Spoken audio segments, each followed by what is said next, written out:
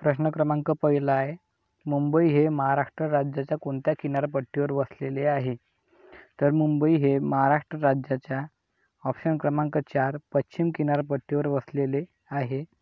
तर मुंबई हे पश्चिम किनारपट्टी म्हणजेच कोकण किनारपट्टीवर वसलेले शहर आहे. मुंबईचे क्षेत्रफळ 603.4 स्क्वेअर किलोमीटर एवढे आहे. मुंबईचे एकूण 2 भाग पडतात. एक म्हणजे मुंबई शहर, दुसरा म्हणजे मुंबई उपनगर. तर जे मुंबई शहर आहे तिला आयलंड सिटी या नावाने ओळखले जाते. त्यानंतर मुंबईचा विचार केला तर मुंबई हे महाराष्ट्राची राजधानी आहे, तर भारताची ती आर्थिक राजधानी आहे. पुढचा प्रश्न आहे बघा, मुंबई शहर आणि उपनगर यासह हे शहर वार्षिक उत्पन्न जगातील कितव्या क्रमांकाचे आहे? तर मुंबई शहर आणि उपनगर यासह ते 5व्या क्रमांकाचे आहे. पुढचा प्रश्न आहे, मुंबईचा मानाचा पहिला खाद्यपदार्थ कोणता आहे? तर सगळ्यांनाच माहीत आहे की ऑप्शन क्रमांक 2 वडापाव हा मुंबईचा मानाचा पहिला खाद्यपदार्थ आहे. पुढचा प्रश्न आहे, 18व्या शतकात ब्रिटिशांनी किती बेटांना एकत्र करून मुंबईची निर्मिती केली? तर ब्रिटिशांनी एकूण 60 बेटांना एकत्र करून मुंबई याची निर्मिती केली, म्हणून मुंबईला 7 बेटांचे शहर म्हणून ओळखले जाते. तर ते 7 बेट कोणते तर आपण पाहू. पहिला आहे माहीम, दुसरा वरळी, तिसरा परळ, चौथा माझगाव, 5वा आहे मुंबई, 6वा आहे कुलाबा आणि 7वा आहे छोटा कुलाबा. तर या 7 बेटांनी मिळून मुंबई हे शहर बनलेले आहे, म्हणून मुंबई या शहराला 7 बेटांचे शहर म्हणून ओळखले जाते. पुढील प्रश्न आहे, महाराष्ट्राची अधिकृत प्रशासकीय राजधानी म्हणून मुंबई शहराला कोणत्या दिवशीपासून दर्जा मिळालेला आहे? तर तो दर्जा खालीलपैकी ऑप्शन क्रमांक 3 1 मे 1960 या दिवसापासून मिळालेला आहे. तर सगळ्यात पहिले जो बॉम्बे इलाका होता, तर त्या बॉम्बे इलाक्याचे विभाजन होऊन 2 राज्य तयार झाली. एक म्हणजे आपले महाराष्ट्र, दुसरं म्हणजे गुजरात. तर या महाराष्ट्राची राजधानी म्हणून मुंबई या शहराला 1 मे 1960 पासून दर्जा मिळाला. जेव्हा महाराष्ट्र तयार झाला तेव्हा महाराष्ट्रामध्ये एकूण 26 जिल्हे होते, तर आता एकूण 36 आहे. पण 26 जानेवारी 2025 पासून 37वा जिल्हा कोणता, तो म्हणजे उदगीर जिल्हा हा होणार आहे. उदगीर जिल्हा या 2 जिल्ह्यातून वेगळा झाला आहे. एक म्हणजे लातूर, दुसरा म्हणजे नांदेड. पुढील प्रश्न आहे, मुंबई येथे मूळ कोणत्या जमातीचे वास्तव्य होते? तर खालीलपैकी ऑप्शन क्रमांक 2 कोड या जातीचे वास्तव्य होते. तर मुंबई या इलाक्यात कोडी जातीचे म्हणजे कोडी समाजाचे वास्तव्य होते. पुढील प्रश्न आहे, मुंबई हद्दीत असणारे संजय गांधी राष्ट्रीय उद्यान पूर्वी कोणत्या नावाने ओळखले जात होते? तर संजय गांधी राष्ट्रीय उद्यान हे पूर्वी खालीलपैकी ऑप्शन क्रमांक 4 कृष्णगिरी राष्ट्रीय उद्यान या नावाने ओळखले जात होते. तर हे एक महानगरपालिकेच्या बाहेर असलेले एक पंचक्रोशीत असलेले एक राष्ट्रीय उद्यान आहे. तर याचे क्षेत्रफळ एकूण 104 स्क्वेअर किलोमीटर एवढे क्षेत्रफळ आहे. जे कान्हेरी लेण्या होत्या, तर त्या कान्हेरी लेण्यामुळे कृष्णगिरी असे नाव तिथे पडलेले होते. पण 1974 मध्ये याच राष्ट्रीय उद्यानाचे नाव बोरीवली राष्ट्रीय उद्यान हे झालेले होते.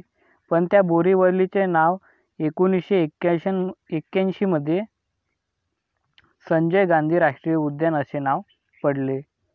पुढील प्रश्न आहे, डॅश डॅश या देवीच्या नावावरून मुंबई हे बेटांचे देण्यात आले. तर खालीलपैकी ऑप्शन क्रमांक 1 मुंबादेवी या देवीच्या नावावरून नाव देण्यात आले. पुढील प्रश्न बघा. डॅश या मुख्यमंत्र्याच्या काळात बॉम्बे या शहराचे नामकरण होऊन मुंबई असे करण्यात आले.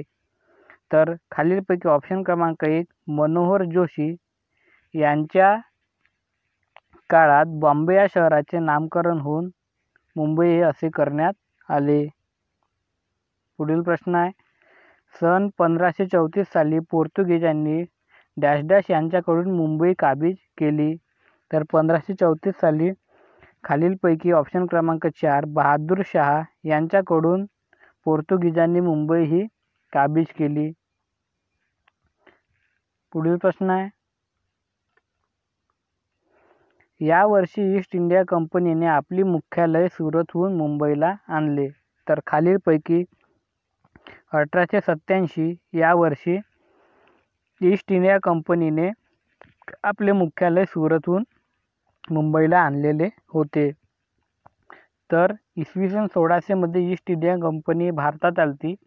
तर त्यांनी भारतात येताबरोबर सुरत येथे आपली पहिली वखार स्थापन केली. पण त्याचे मग नंतर 1687 मध्ये त्यांनी त्याचे मुख्यालय मुंबई येथे हलवले. पुढील प्रश्न आहे. डॅश या कालव्याच्या निर्मितीमुळे मुंबई हे अरबी समुद्रातील प्रमुख बंदर ठरले.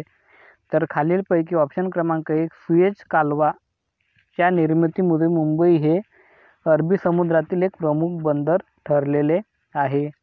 तर सुएझ कालवा हा भूमध्य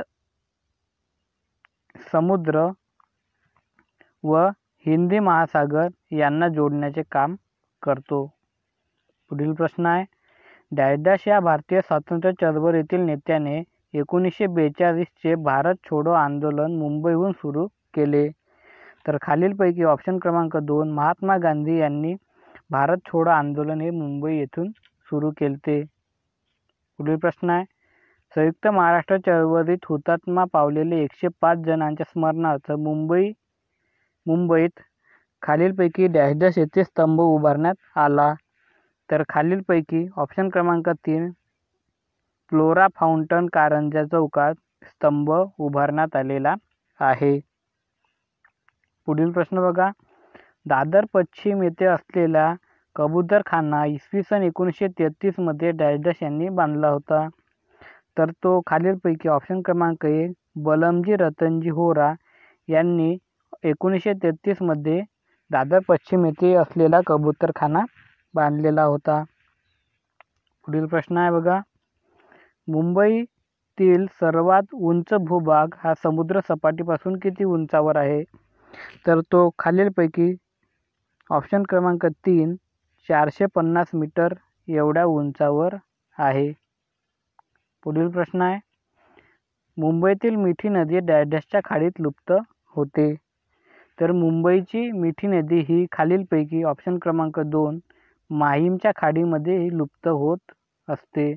आणखी एक प्रश्न विचारला जाते. मुंबई हे कोणत्या नदीकाठी वसलेले शहर आहे. तर मुंबई हे मिठी नदीकाठी वसलेले शहर आहे.